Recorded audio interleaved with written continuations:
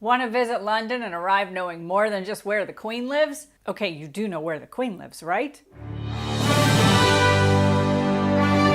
Hi everybody, I'm Sunny and I'm an American expat living in London, married to an Englishman who was born in London. The Sunny News is all about showing you what's happening in London. Today's video will give you 10 tips of things you must know before you arrive, and make sure you watch until the end when I share the most shocking tip of all. It's one you really can't live without, and I'm not kidding. Number 1, have a plan for how you're going to exchange money. I have an entire video devoted to all the strategies that I suggest, so I'll make sure to leave all the links that I reference in this video in the description below. 2, be ready for border control. When you land, you'll have to present your landing card and your passport. You could also wait in line anywhere from 10 minutes to 90 minutes, depending on what time your flight lands and what time of year it is. If you're in an international long-distance relationship, be careful. If border control feels like you're going to extend your stay without the appropriate visa, they won't even let you out of the airport. They will send you back home. Once you clear border control, you get your checked luggage and then make your way to London. Tip 3 is free. What I mean by that is London has a lot of free things to do. Many of those things are museums. For example, the Natural History Museum, the British Museum, the Tate Modern, and the Victoria and Albert Museum are all free. Make note of the fact that the lines, or queues as they call them here, can often be long to get in because, well,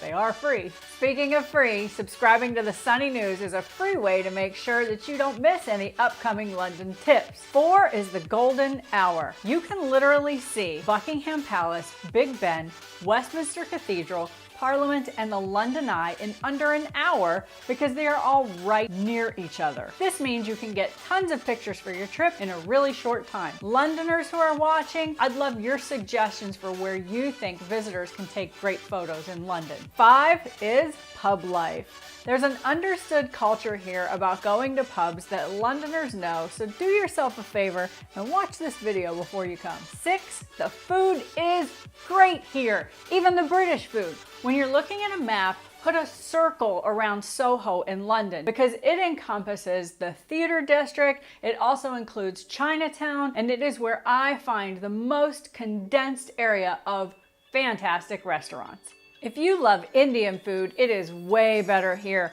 than in the US.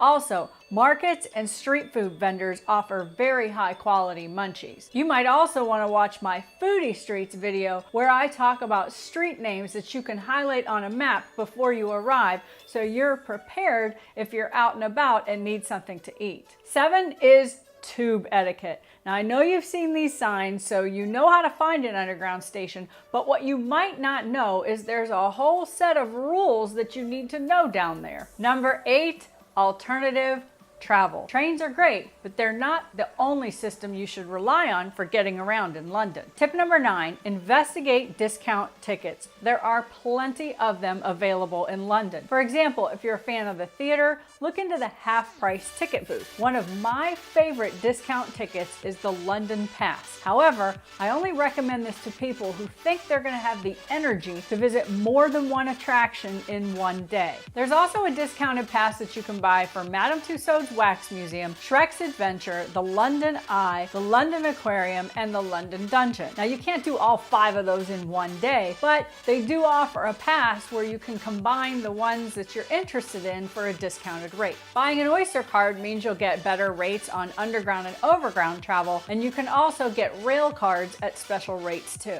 The final tip is about tips, and yes, I have a video on that one too. Tipping in London is very different than it is in the US. Save yourself some money. Make sure you don't miss that video. Pin, like, and share this video if you found it valuable. If you're from London, what tips can you offer visitors who are coming here from the first time? Use the comments section to add the names of your favorite restaurants, pubs, and markets.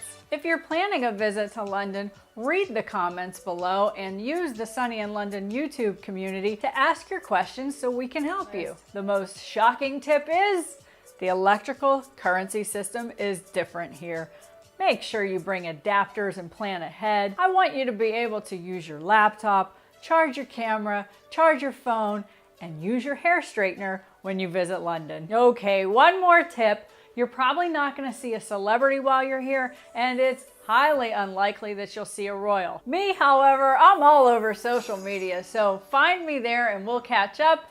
As always, thank you for watching.